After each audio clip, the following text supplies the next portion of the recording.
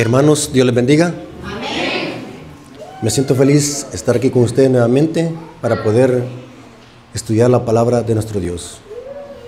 Para los hermanos que van a ver el video, estamos en la iglesia del Milagro 77. Amén. Así que hermanos, me siento feliz porque ya no le podemos llamar grupo, sino que ahora es que la iglesia adventista del séptimo día del Milagro. Así que hermanos, vamos a estar viniendo muy a menudo acá. Amén.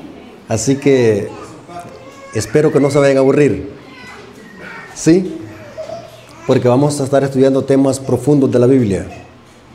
Así que en esta ocasión, hermanos, queremos orar para que Dios dirija el estudio de su palabra. Amén. Vengamos de rodillas. Bendito Señor que estás en el cielo, santificado sea tu nombre. Gracias te damos, Señor, porque nos permites poder escuchar tu palabra. Bendice a tu pueblo, bendice a la iglesia adventista del séptimo día del Milagro. Que podamos estar atentos a tu palabra, podamos estar en reverencia Amén. para escuchar tu palabra. Gracias, Padre, porque nos permites escucharla. Te lo agradecemos en el nombre de Jesús. Amén. Amén. Hermanos, Dios me los bendiga. Hermanos, las redes sociales se han hecho una buena herramienta para predicar el Evangelio. Amén. ¿Cuánto creen eso, hermanos? Amén. Si usted tiene un teléfono, use las redes sociales para predicar el Evangelio. Use su Facebook para predicar el Evangelio. Use su TikTok para predicar el Evangelio. Hermanos, las redes sociales están haciendo una buena herramienta para llegar a todo el mundo. Pero, a pesar de eso, saben, hermanos, que el diablo también está usando las redes sociales para propagar el error. Noten, hermanos, ¿qué significa para nosotros eso? Que nosotros debemos saber usar las redes sociales correctamente. Tenemos que saber elegir los canales que estamos escuchando.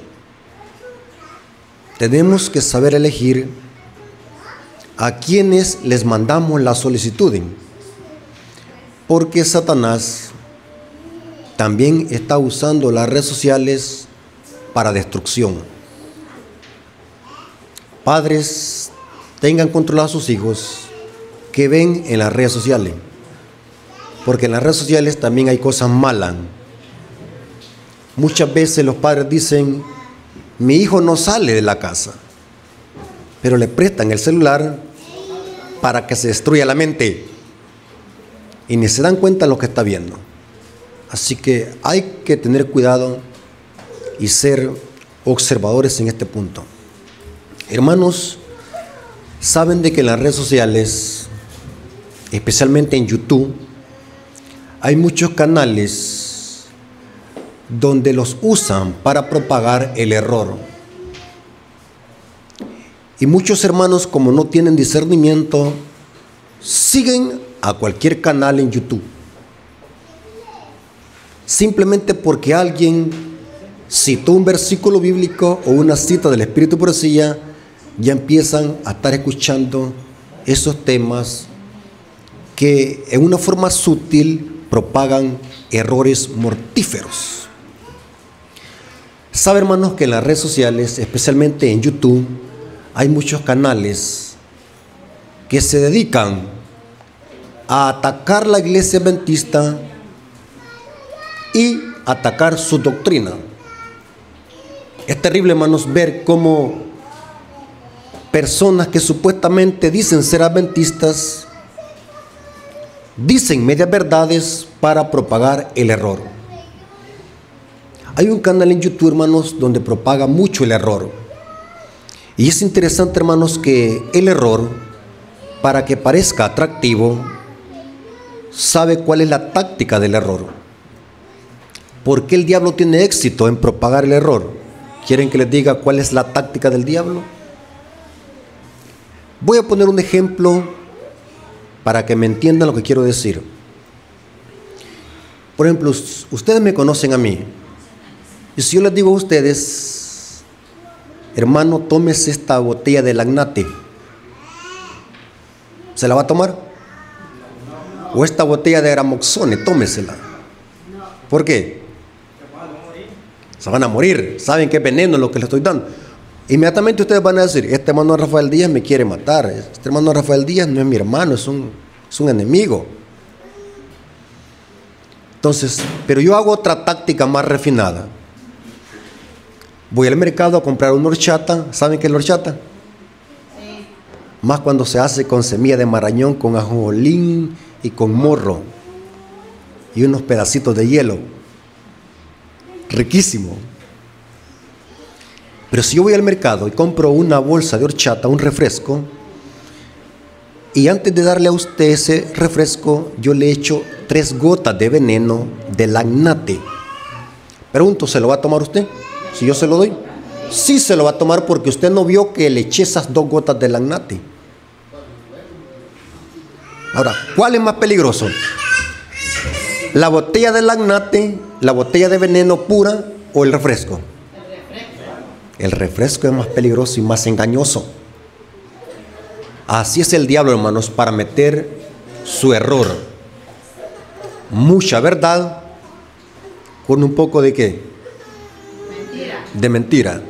Y dice el apóstol Pablo que un poco de levadura leuda ¿qué? Toda la masa. Toda la masa. Así que, hermanos, nosotros tenemos que estar atentos a qué tipo de contenido estamos viendo en las redes sociales.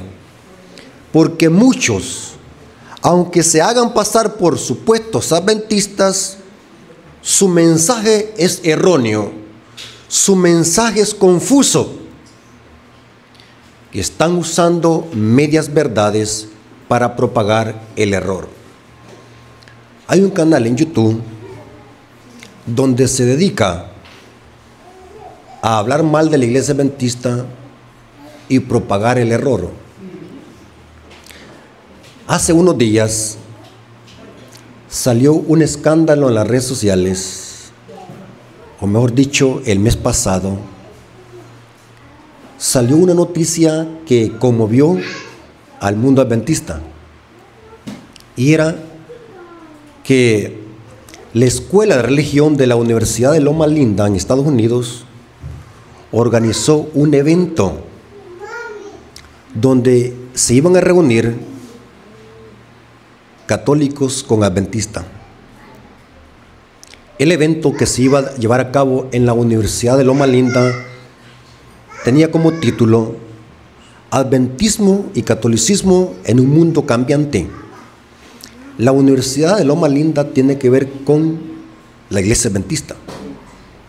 Y los que dirigen esta universidad habían planeado esta reunión con católicos. Parecía una reunión ecuménica.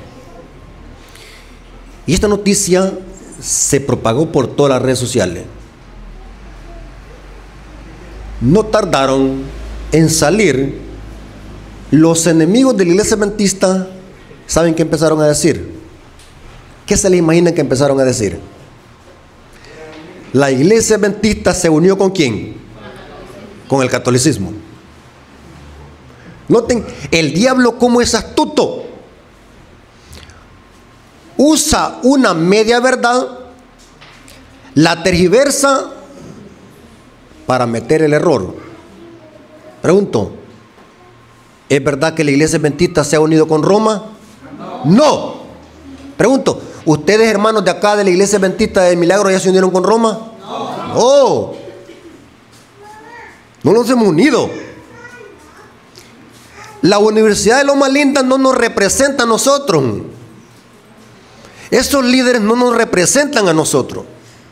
Y lo interesante es de que esta reunión fue cancelada. De tanta protesta que se hizo, se canceló. Salió la noticia que se había cancelado. Esta reunión estaba, para estos días estaba planeada.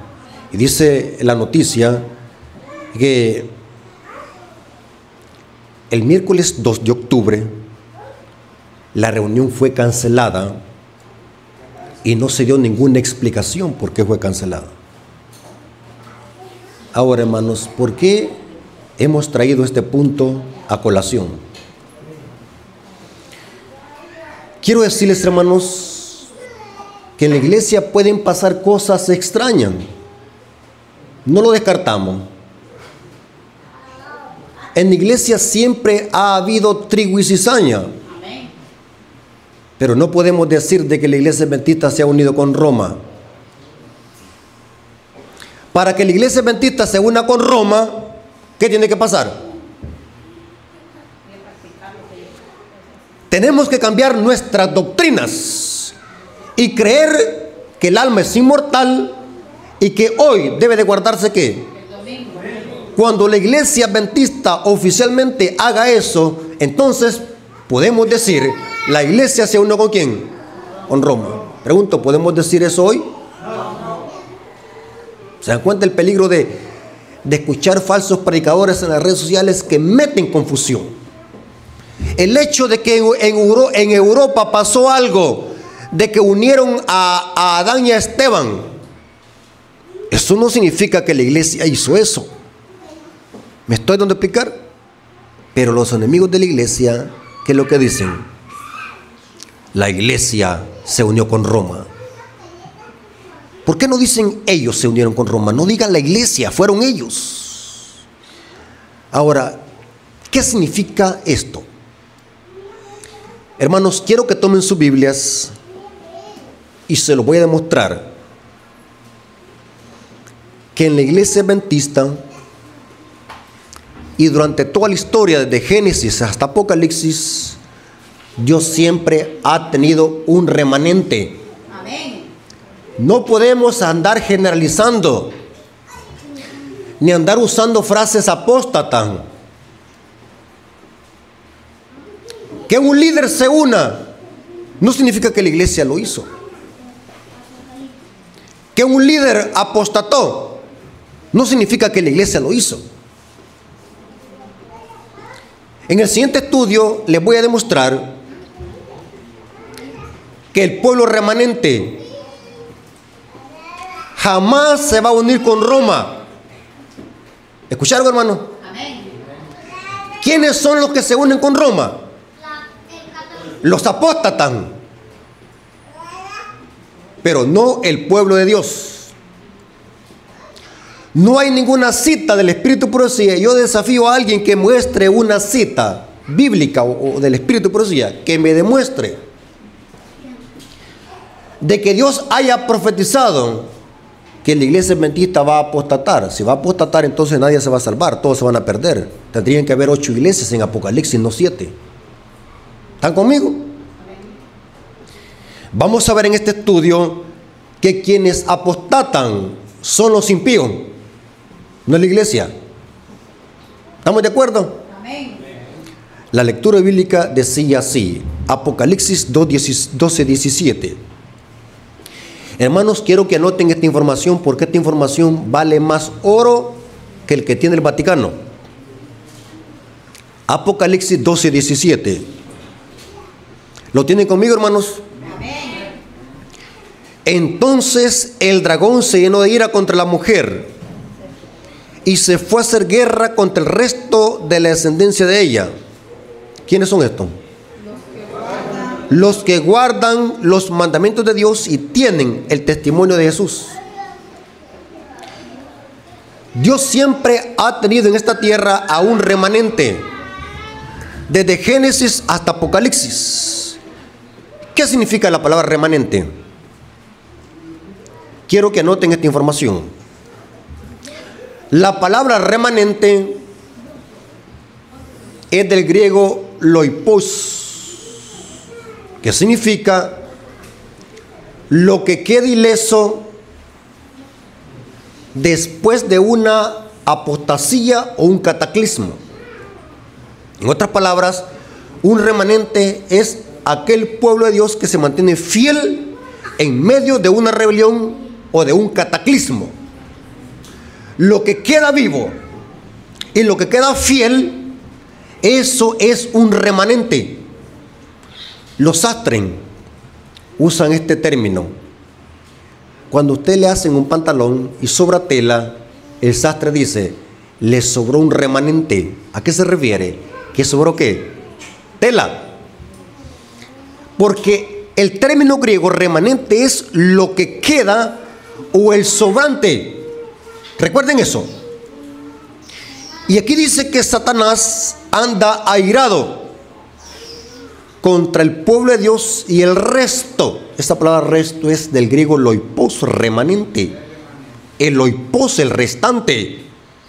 Y se les identifica como los que guardan los mandamientos de Dios y tienen el testimonio de Jesús. Pregunto, ¿este remanente que guarda los mandamientos se va a unir con Roma? No. Ahora, vamos a ver una serie de citas bíblicas donde vamos a ver ejemplos de remanente. Pregunto, ¿en la iglesia adventista hay un remanente? Amén. Pero muchos van a apostatar. Amén. Sí, va a haber un zarandeo. Veamos el primer ejemplo de remanente. En los días del diluvio, ¿quién fue el remanente? Noé. ¿Cómo estaba la tierra? Noten cómo dice Génesis capítulo 6, versículo 5, y después nos saltamos al versículo 11. Génesis capítulo 6, versículo 5, y después salta al versículo 11. Y vio Jehová que la maldad de los hombres era mucha en la tierra. ¿Cómo estaba la tierra? Llena de maldad. Y que todo designio de los pensamientos del corazón de ellos era continuo solamente el mal. Y se corrompió la tierra. Ahora el versículo 11. ¿Cómo estaba la tierra? Y se corrompió la tierra delante de Dios. Y estaba la tierra llena de ¿qué? De violencia. Noten que describe que la apostasía era mundial. Pregunto, ¿estaban todos corrompidos? No. ¿Había un remanente? ¿Quién era? Noé. Noten cómo dice Génesis 6:8.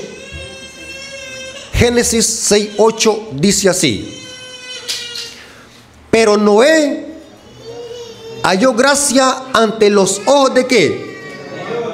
O sea que no todos estaban en rebelión. Había un remanente. Noé. Dice, pero Noé halló gracia ante los ojos de Jehová.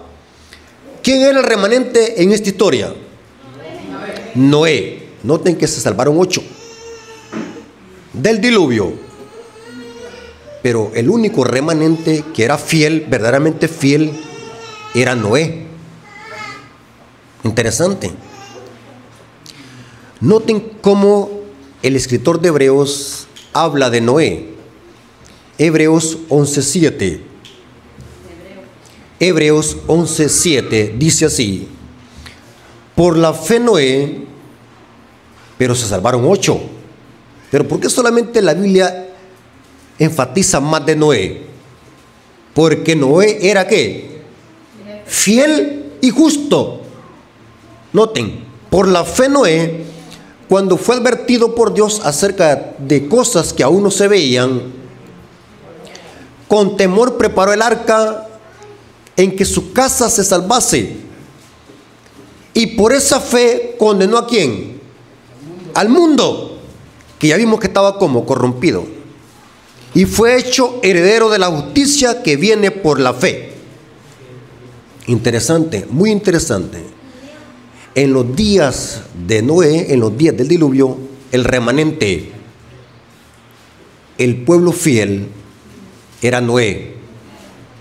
Ahora, en ese contexto, Cristo usó esta historia y la conectó con profecía y con eventos escatológicos. Cristo dijo: uno será tomado y otro será dejado.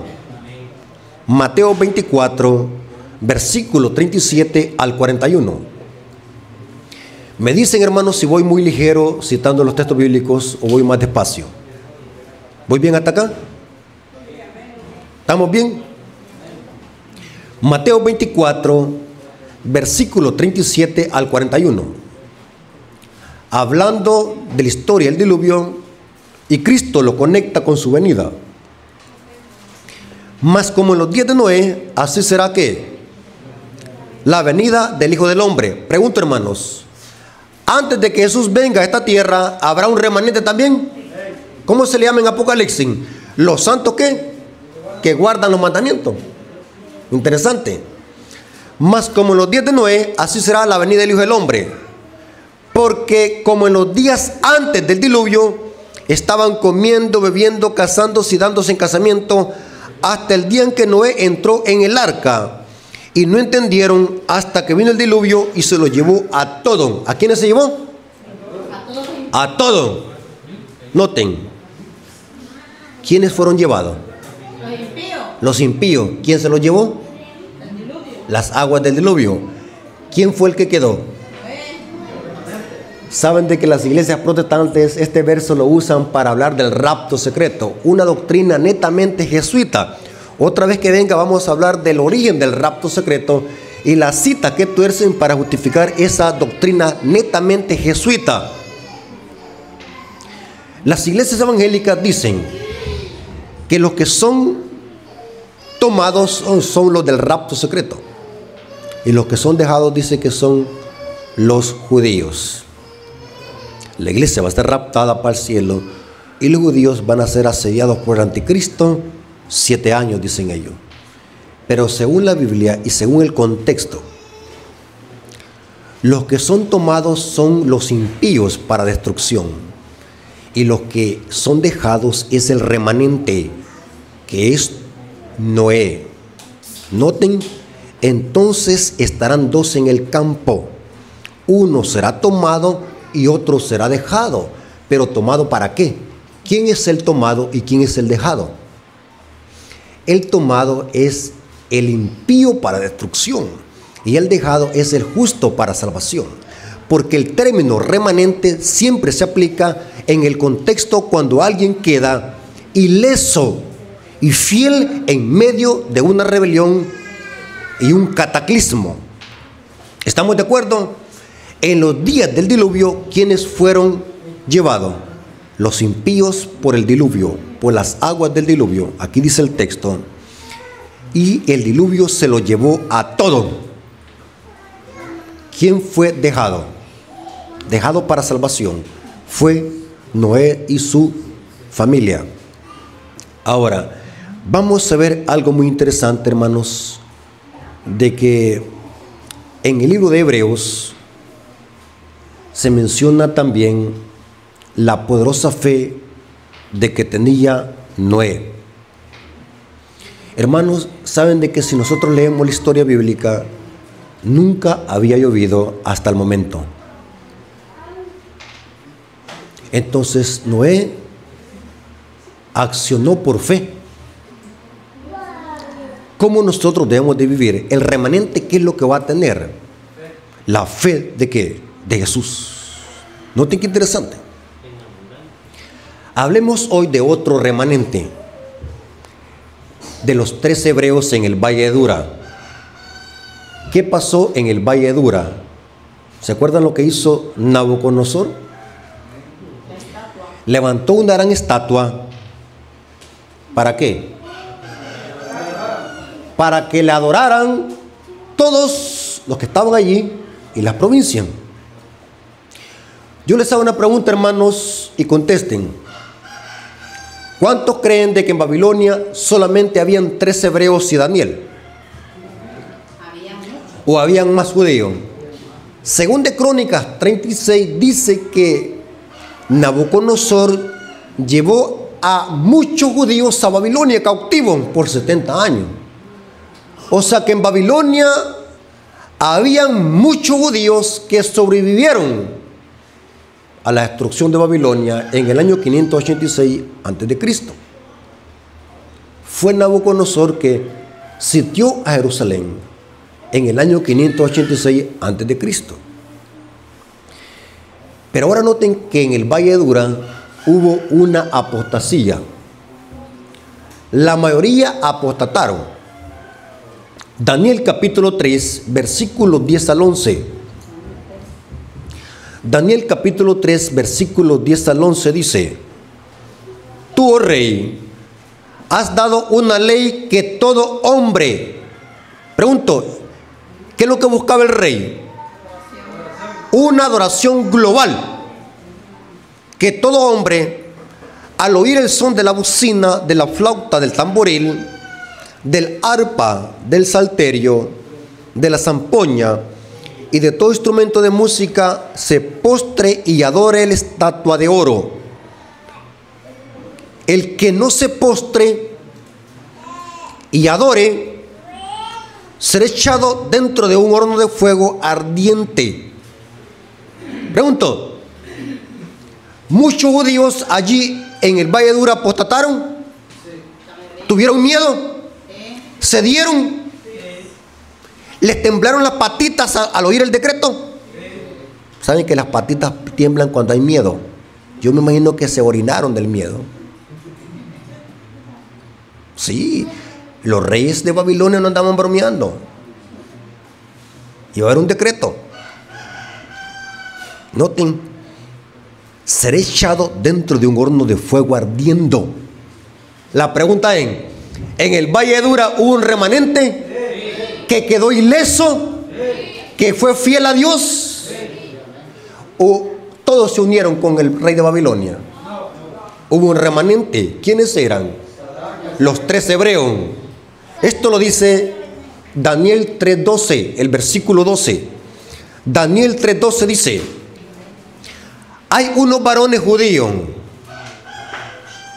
los cuales pusiste sobre los negocios de la provincia de Babilonia, Sadrach, Mesach y Abednego. Estos varones, oh rey, no te han respetado, no adoran tus dioses, ni adoran la estatua de oro que has levantado. O sea que Dios tenía un remanente en Babilonia. Y este remanente por ninguna causa se iba a doblegar a un decreto que estaba en contra de la ley de Dios. Dios siempre ha tenido un remanente. Y pudiésemos sacar miles de ejemplos. Desde Génesis hasta Apocalipsis, Dios siempre ha tenido un remanente. Amén. En la historia de Caín y Abel, ¿quién era el remanente? Abel. En la historia de Jacob y Esaú, ¿quién era el remanente? Jacob. En la historia de José y sus hermanos, ¿quién era el remanente? Noten que va un remanente. En la historia de Saúl y David, ¿quién era el remanente? En la historia de cuando los judíos mataron a Cristo, ¿creen ustedes de que todos los judíos estaban de acuerdo en dar muerte a Cristo o había un remanente? ¿Quiénes sepultaron a Jesús? 2 hombres que temían a Dios, José de Arimatea y Nicodemo, que se convirtió después. Noten que Dios siempre ha tenido un remanente. Amén. No podemos andar diciendo esa frase apóstata, la iglesia se unió con Roma. ¿Quién ha dicho eso? ¿A dónde dice eso? Un líder no me representa. Un anciano de la iglesia no me representa a mí. Ellos pueden caer y pueden ir hasta besarle los pies al Papa. Ellos no me representan. ¿Están conmigo, hermanos? Amén. Disculpen que hable claro, sí, pero es mejor que nos hablen claro. ¿O quieren que les hable de amor? Una vez un hermano me dijo: hermano, hable de amor. Y como mi mente trabaja mucho, ¿saben qué es lo que se me vino a la mente cuando el hermano me dijo que hablara de amor? Dije yo, este hermano quiere que les cuente un poema de amor.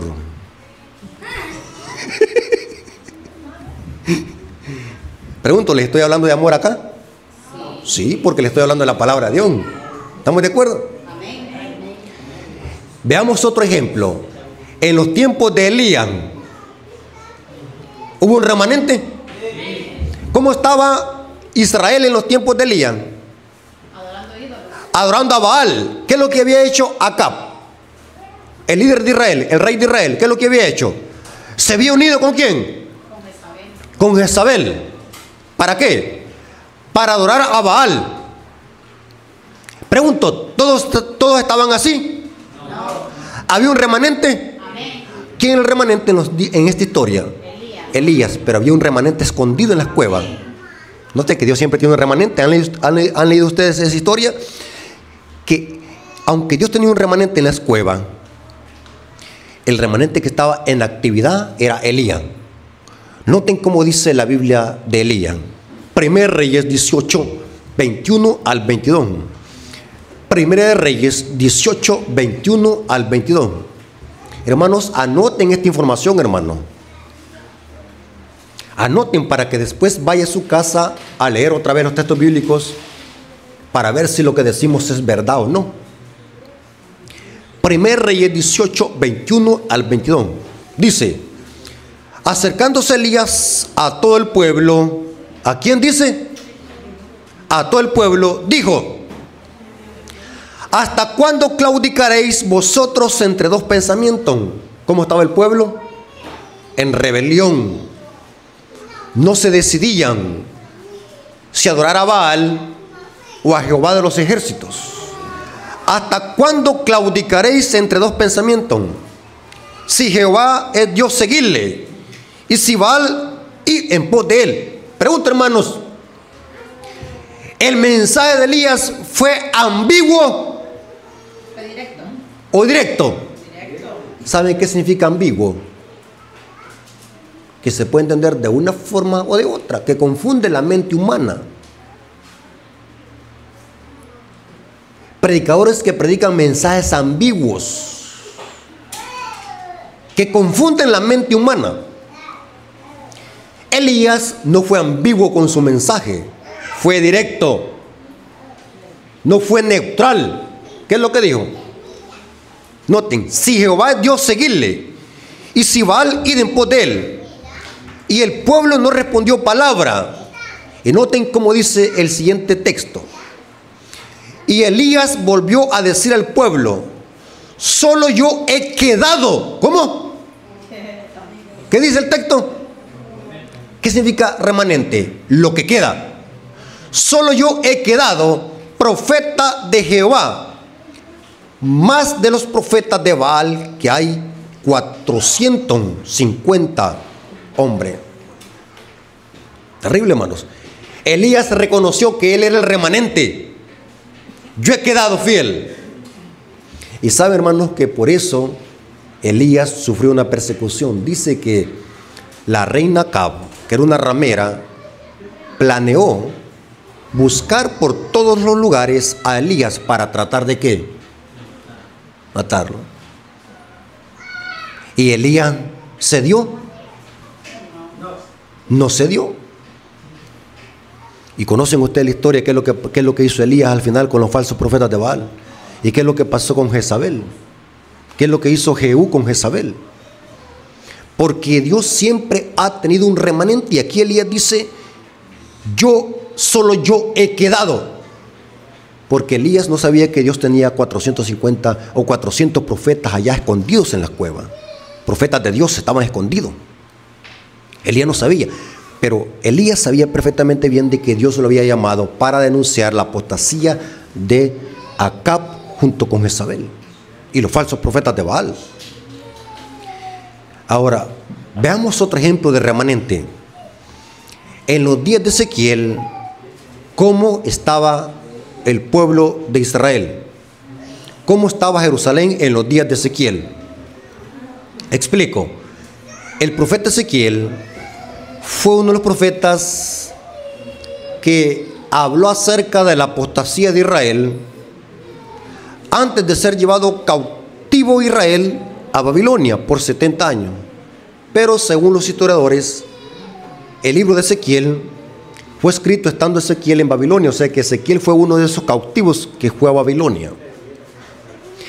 Pero la información que da Ezequiel en su libro habla del por qué Israel fue llevado cautivo a Babilonia. ¿Por qué Jerusalén fue llevada cautivo a Babilonia?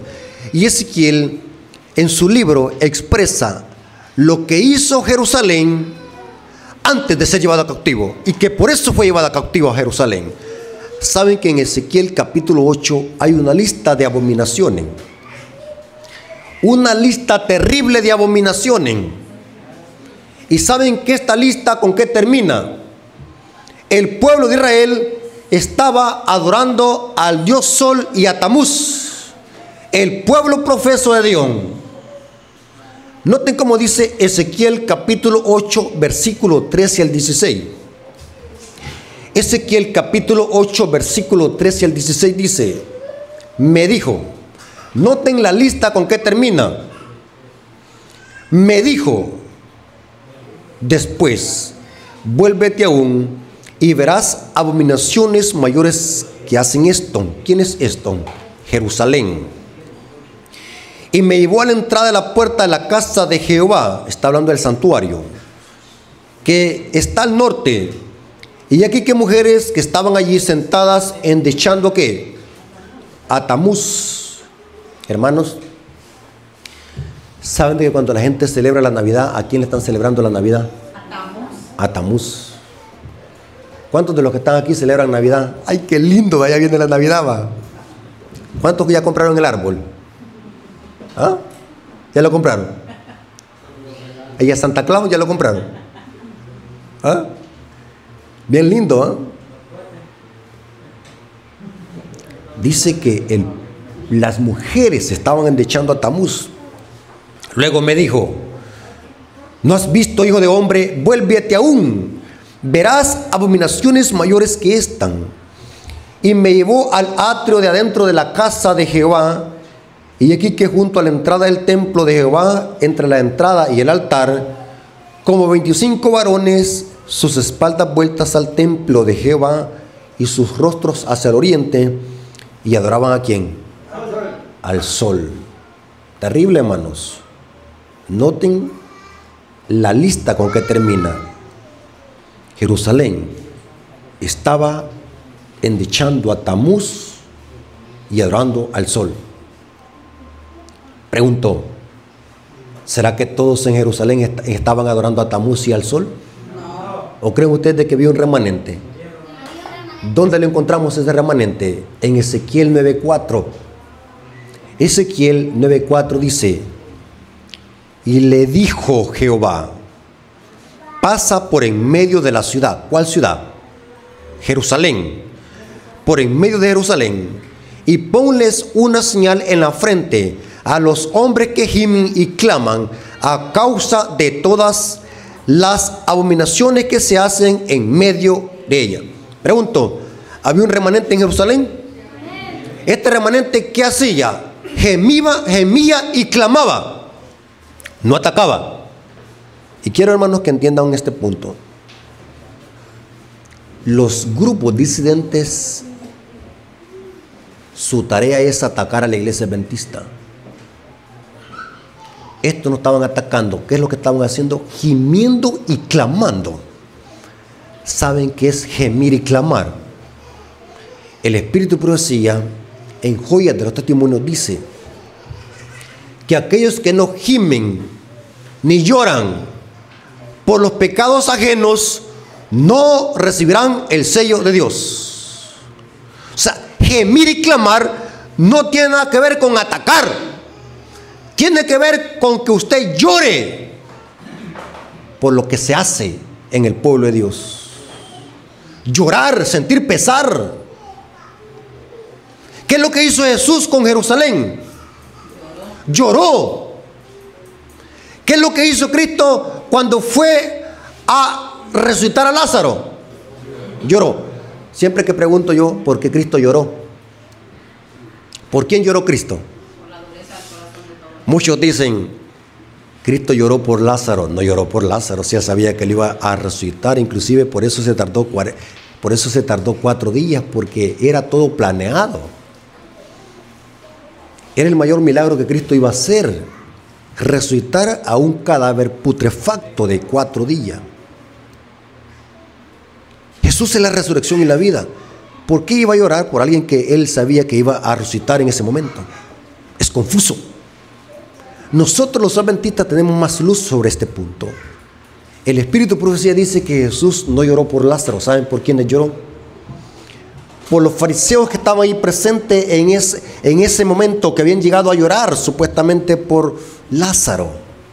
Jesús sabía de que esos judíos y esos fariseos que estaban allí presentes, aunque miraran ese grande milagro de resucitar a un cadáver podrido, aún así no iban a creer en él. Más tarde iban a andar buscándolo. ¿Para qué? Para matarlo, a él y a Lázaro.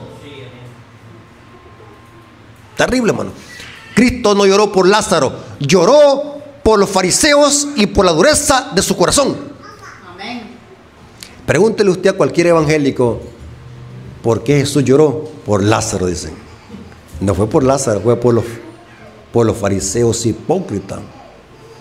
Terrible, hermanos. Aquí dice el texto que había un remanente que gemía y clamaba por las abominaciones que se hacían en medio de la ciudad. ¿Será, hermanos, que en el tiempo del fin también habrá un remanente? Noten lo que dijo el apóstol Pablo. Primera de Tesalonicenses capítulo 4, versículo 15 al 18.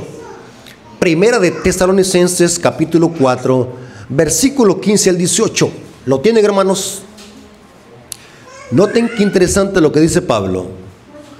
Por lo cual os decimos esto en palabra del Señor. Hermanos, ¿tienen conmigo la cita? ¿La tienen conmigo? Yo siempre les digo a los hermanos, si no andan donde anotar, anoten la información en su camisa y después la lavan. ¿Sí? ¿Estamos de acuerdo? Primera de Tesalonicenses capítulo 4, versículo 15 al 18. Por lo cual os decimos esto en palabra del Señor, que nosotros los que vivimos. Pablo creía que él iba a estar vivo, porque Pablo esperaba la venida de Cristo en su día. Por eso se incluye que nosotros los que vivimos, que habremos quedado. ¿Cómo? Quedado. Pregunto, ¿quiénes son los que van a quedar hasta la venida de Cristo? Que no van a morir. El remanente, que Apocalipsis le llama ¿cómo? Los 144,000. Noten. O sea que en otras palabras el apóstol Pablo infiere que está hablando aquí de los 144,000, porque los que van a quedar vivos e ilesos en este mundo de rebelión y apostasía, y que no van a ser tocados por las plagas, ¿cómo se le llama en Apocalipsis? El remanente, que son ¿quiénes? Los 144,000. Y nosotros los que vivimos, que habremos quedado hasta la venida del Señor, no precederemos a los que durmieron, porque el Señor mismo, con voz de mando, con voz de arcángel y con trompeta de Dios, descenderá del cielo, y los muertos en Cristo resucitarán primero. Luego nosotros los que vivimos, los que hayamos ¿qué? ¿Quedado de qué? ¿En qué sentido van a quedar? Van a quedar vivos, van a quedar ilesos, porque no los va a tocar ninguna plaga. Amén. ¿Quiénes son esos? Que son con ¿quiénes? Los 144,000.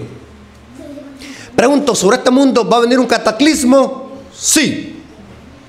Dice, en la séptima plaga va a haber un gran terremoto.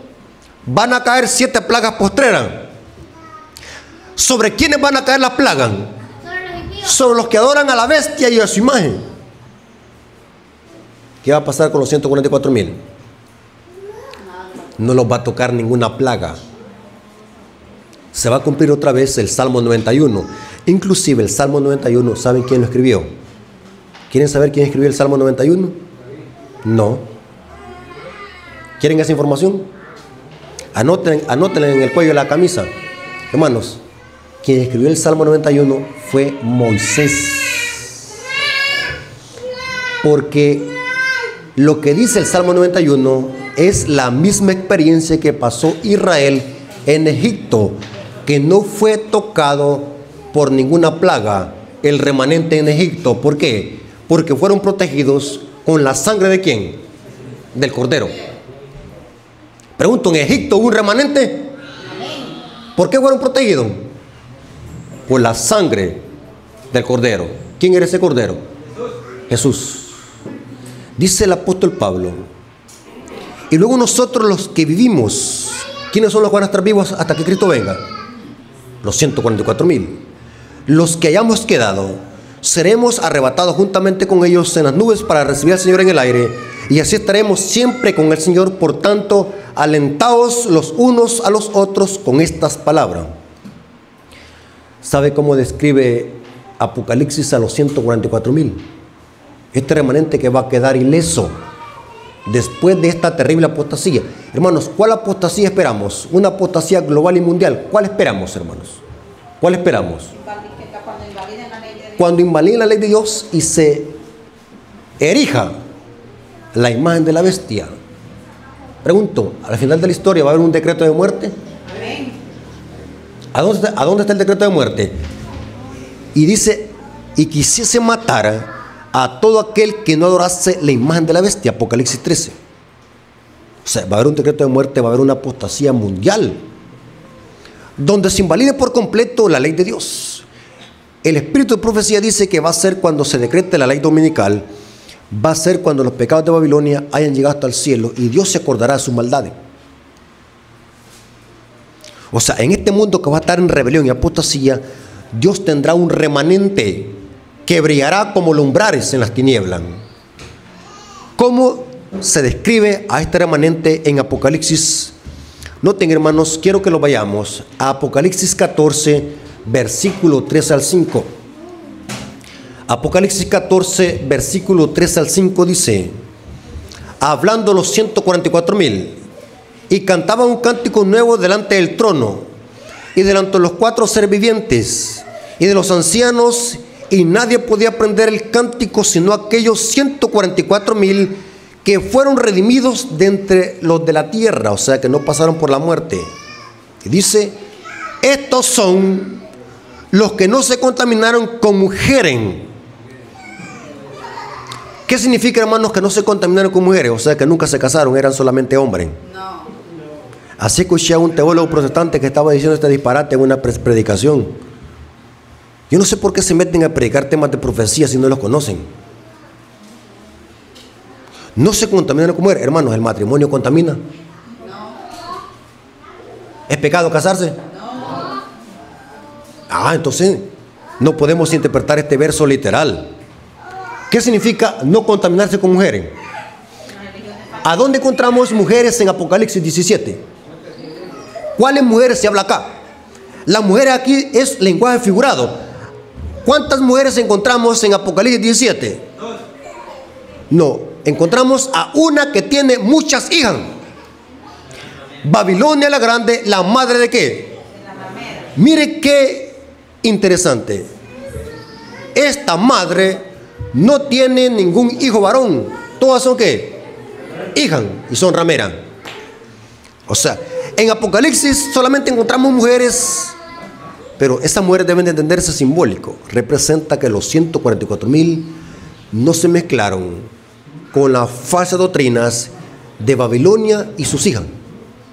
Ahora, noten cómo dice. Pues son vírgenes. O sea, se mantuvieron puros espiritualmente en un mundo de rebelión y apostasía. Estos son los que siguen al Cordero por donde quiera que va. Estos fueron redimidos de entre los hombres como primicias para Dios y para el Cordero.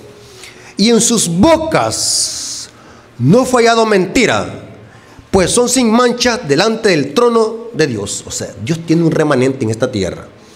Y el último son los 144,000.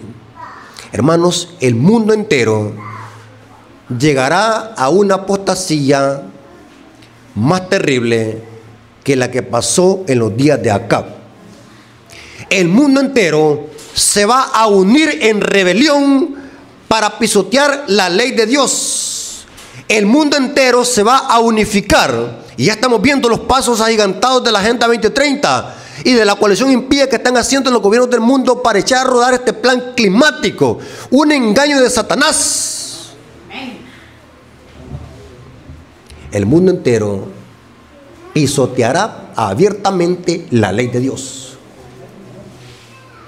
Pero Dios tendrá un remanente que va a denunciar al papado. Para terminar, quiero leer una cita del Espíritu por Profecía. Esta cita es clara. Hermanos, si ustedes encuentran a un predicador o a un youtuber que anda diciendo que la iglesia adventista se unió con Roma, húyale como la lepra, bloquéelo, porque es un mensaje satánico. La iglesia adventista no se ha unido con Roma. ¿Quiénes son los que se unen? Los apóstatas, los impíos. Decir de que la iglesia adventista se unió con Roma equivale a decir que la iglesia adventista se hizo Babilonia. Pero ¿quién es Babilonia en la profecía? El catolicismo romano y el protestantismo apóstata son Babilonia. ¿Saben de que esta clase de mensajes confusos en los tiempos de Elena White se predicaban? Elena White tuvo que amonestar a varios grupos disidentes que estaban propagando este error, llamando a la iglesia adventista Babilonia. Solamente voy a leer una cita para que vean. Testimonios para los Ministros, página 36, párrafo 2. Los que aseveran que la iglesia adventista constituye Babilonia o parte alguna de Babilonia deberían permanecer en casa. No vengan a la iglesia, no vengan a trastornar a los hermanos, no vengan a engañarlos. Quédense en la casa. Deténgase y consideren cuál es el mensaje que debe ser proclamado para este tiempo. Esos predicadores que hacen canales en YouTube para hablar mal de la iglesia adventista, eso no tiene nada que ver con verdad presente. Y mire, estamos tan engañados, los hermanos que hacen famosos a estos youtubers. Estamos tan engañados porque no estudiamos, que creen de que predicar verdad presente es hablar mal de la iglesia. Eso no es verdad presente. ¿Qué es verdad presente? Es predicar los mensajes de los tres ángeles. Pregunto, dígame usted, ¿cuál de los mensajes de los tres ángeles habla de que la iglesia adventista es Babilonia? No, ninguno. Noten cómo dice: deténgase a considerar cuál es el mensaje que debe ser proclamado en este tiempo. En lugar de trabajar con los agentes divinos para preparar a un pueblo que pueda subsistir en el día del Señor, se han colocado al lado de aquel que es el acusador de nuestros hermanos. Noten cómo dice: quien acusa de día y noche delante de Dios. ¿Quién es el acusador de nuestros hermanos?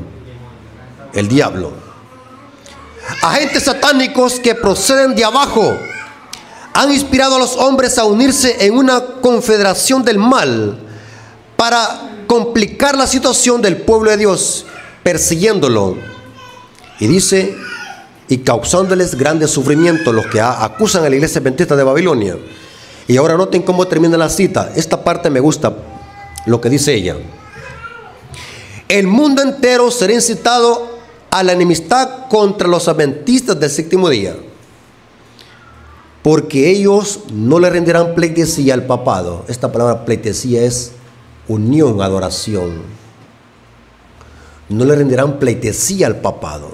Noten, los adventistas genuinos no se unen con el papado, no se unen. Aquí dice ella: el mundo entero será incitado a la enemistad contra los adventistas del séptimo día, porque ellos no le rendirán pleitesía al papado, honrando el domingo, la institución de este poder anticristiano.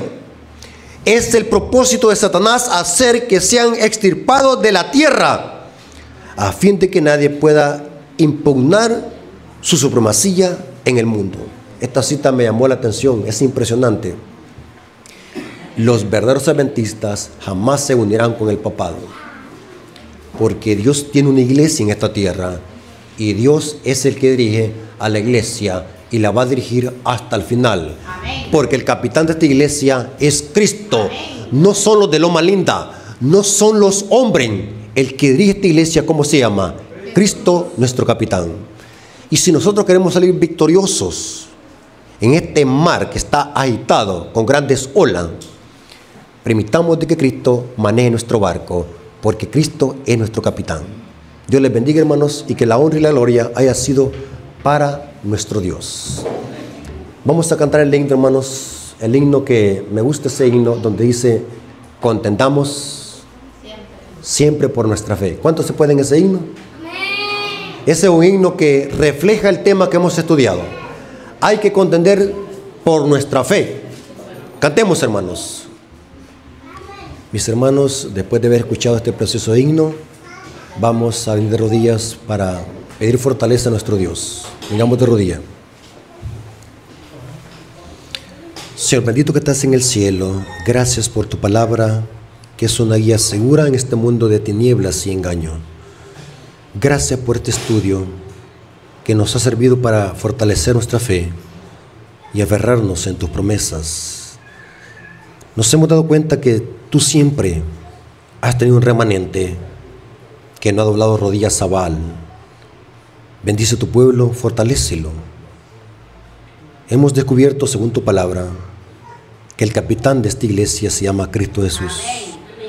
Gracias, Padre, porque confiamos en el capitán que dirige nuestras vidas. Bendice la iglesia, bendice a los líderes de la iglesia. Te lo agradecemos y lo suplicamos en el nombre de Jesús. Amén. Amén. Mis hermanos, Dios me los bendiga. Tengan un feliz sábado, una tarde de sábado. Dios les bendiga.